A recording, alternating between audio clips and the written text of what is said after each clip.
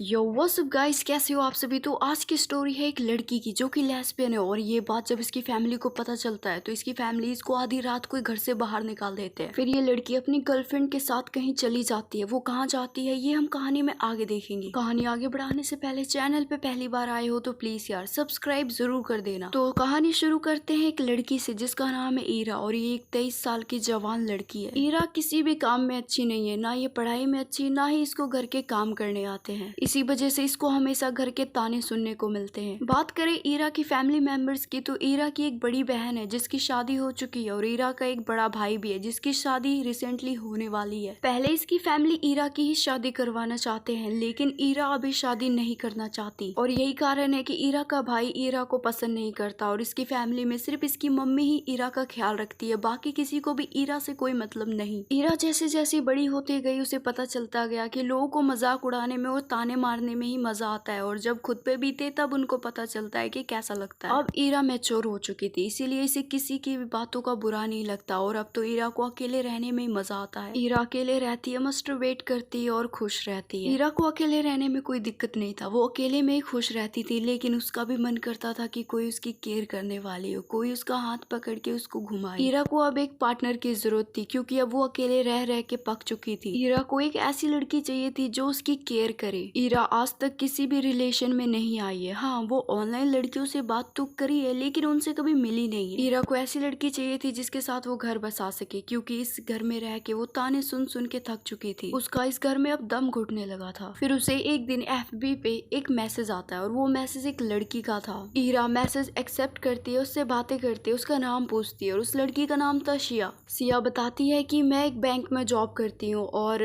मुझे एक permanent partner चाहिए। अगर तुम परमानेंट हो तो मेरे से बात करो, अगर तुम्हें सिर्फ मजे चाहिए तो प्लीज मुझे अभी ही ब्लॉक कर दो, क्योंकि मुझे टाइम पास वाले लोग बिल्कुल भी नहीं चाहिए। तो ईरा कहती है, अरे तुम अपनी ही बोली जाओगी क्या, मेरी भी तो सुन लो। तो ईरा कहती है, तुम्हें सच बताऊं सिया, तुमने जो भी बोला ना मुझे वही चाहिए। तुम्हें भी एक परमानेंट लड़की चाहिए और मुझे भी ऐसी लड़की जिसके साथ मैं घर बसा सकूं। और देखो फाइनली मुझे लगता है कि वो तुम ही हो। तो सिया कहती है, एक बात ध्यान रखना, अगर तुमने मेरे साथ चालाकी की ना तो इसका अंजाम बहुत बुरा होगा। तो ईरा हंसते हुए कहती है, अरे बाप रे, तुम तो अभी से ही बीवी वाले तेवर दिखा रही हो। ये कह के दोनों हंसने लगते हैं और एक दूसरे को अपना नंबर देते हैं। वो दोनों कॉल पे बात करते हैं और एक दिन मिलने का प्लान बनाते हैं। सिया बोलती है कि हम एक पार्क में मिलेंगे, क्योंकि हम पहली बार मिल रहे हैं, इसीलिए मुझे होटल या रूम में नहीं जाना। तो ईरा कहती है, हाँ हाँ, जिसमें तुम कंफर्टेबल हो मैं भी उसी में कंफर्टेबल हूँ। फिर वो घड़ी भी आ जाती है जब ये दोनों एक दूसरे को आमने सामने देखने वाले थे। फिर ईरा जब पार्क में पहुंचती है तो वो सामने देखती है कि सिया एक ब्लैक सूट में खुले बाल और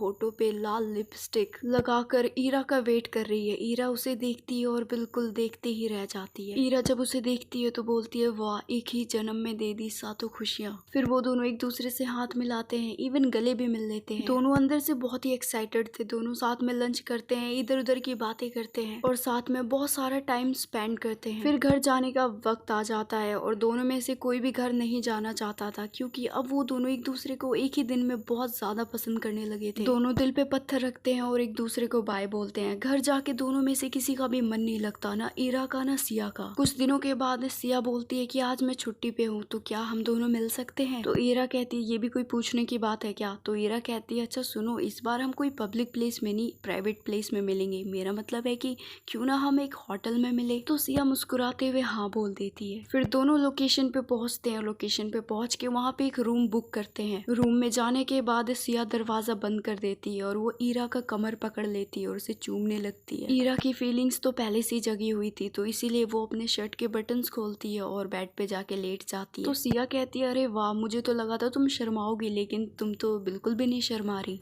तो फिर वो सिया का हाथ पकड़ के अपने करीब खींचते हुए कहती है कि तुमसे क्या शर्माना। फिर ईरा सिया को उसके हवाले कर देती है। वो कहती है कि जो भी तुम्हारी फैंटेसी है, जो भी तुम्हारा मन करे वो सब कर सकती हो, क्योंकि ईरा सिया से बहुत प्यार करने लगी थी। वो बस सिया को खुश देखना चाहती थी। सिया के किस करने से और बॉडी को छूने से ईरा को बहुत ही मजा आ रहा था। फिर सिया ईरा को बहुत सारी किस्सियां करने लगती है, जिस वजह से ईरा तो अब पागल ही होने वाली थी। फिर ईरा सिया की बॉडी के ऊपर आ जाती है और उसकी बॉडी को चूमने चाटने लगती है, जिस वजह से दोनों को फुल मजा आ रहा था। अब दोनों की बॉडी पसीने से लथपथ हो चुकी थी। इन दोनों को एसी में भी गर्मी लगने लगी थी। दोनों आउट ऑफ कंट्रोल हो चुके थे, इसीलिए दोनों एक दूसरे के साथ संबंध बना लेते हैं। संबंध बनाने के बाद ईरा सिया के ऊपर सो जाती है, उसके सीने पे अपना सर रख के। ईरा को बहुत ही अच्छा लगता है, उसके दिल और उसके शरीर में पूरा सुकून ही सुकून भर गया था। ईरा को ऐसा लग रहा था जैसे कि अब वो जन्नत पहुंच चुकी हो। ईरा जब सो रही थी तो वो सोते हुए बहुत ही क्यूट लग रही थी, जिस वजह से सिया उसके फोरहेड पे किस करती है और उसके बालों को धीरे धीरे सहलाती है। फिर कुछ देर के बाद ईरा जग जाती है। वो जगने के बाद कहती है, ओ डैम यार, मैं सो गई थी क्या? तो सिया कहती है, हाँ तुम सो गई थी, तो क्या हुआ? फिर ईरा सिया का हाथ पकड़ते हुए कहती है, जो वक्त मुझे सोने में बिताना चाहिए था वो वक्त मुझे तुमसे प्यार करने में बिताना चाहिए था। तो सिया कहती है, तुम डरो मत, हम अपनी पूरी जिंदगी एक दूसरे की बाहों में ही बिताएंगे। फिर सिया कहती है, इतने वक्त जो भी मैंने तुम्हारे साथ बिताए हैं उससे मुझे ये रियलाइज तो हो गया है कि मैंने एक बहुत ही सही पार्टनर चुना है।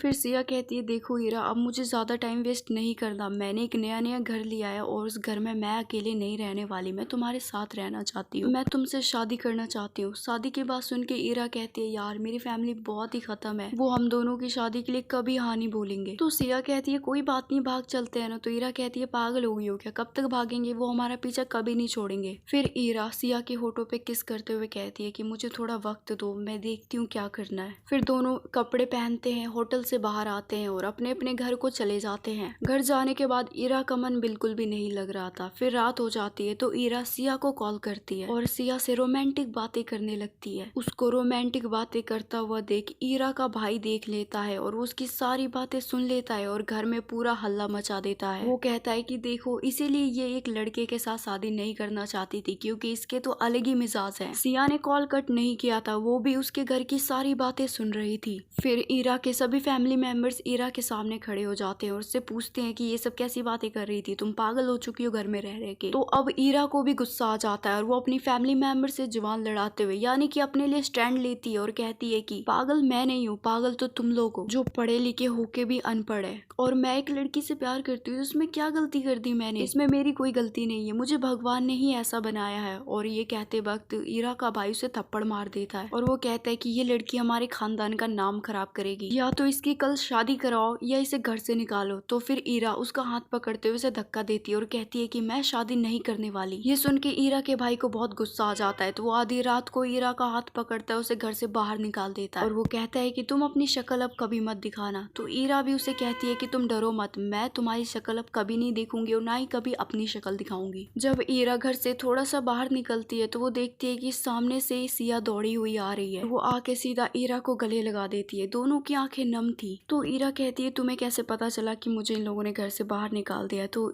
सिया कहती है कि मैंने कॉल पे सब सुन लिया था और मुझे पता था कि कुछ बुरा होने वाला है, इसीलिए मैं कार लेके सीधा तुम्हारे पास आ गई। और ये कह के दोनों एक दूसरे को गले लगा लेते हैं और किस भी कर लेते हैं। फिर कार में बैठते हैं और जो सिया ने नया घर लिया था डायरेक्ट वहीं पे चले जाते हैं। वहां जाने के बाद ये दोनों एक दूसरे को खूब सारा प्यार करते हैं और एक दूसरे से प्रॉमिस करते हैं कि ये एक दूसरे को कभी नहीं छोड़ेंगे। फिर ईरा के हाथ से जो खून बह रहा था वो उस खून से सिया का मांग भर देती है और वो सिया से कहती है कि मैं प्रॉमिस करती हूँ आने वाली 7 जन्मों तक तुम्हारा साथ निभाऊंगी। इनकी प्यारी सी स्टोरी यहीं पे दी एंड करते हैं। Thanks for watching guys. Video पसंद आई तो वीडियो को लाइक करना, चैनल पे पहली बार आए हो तो प्लीज यार सब्सक्राइब करके जाना। तब तक के लिए बाय, मैं मिलती हूँ आपसे नेक्स्ट वीडियो में।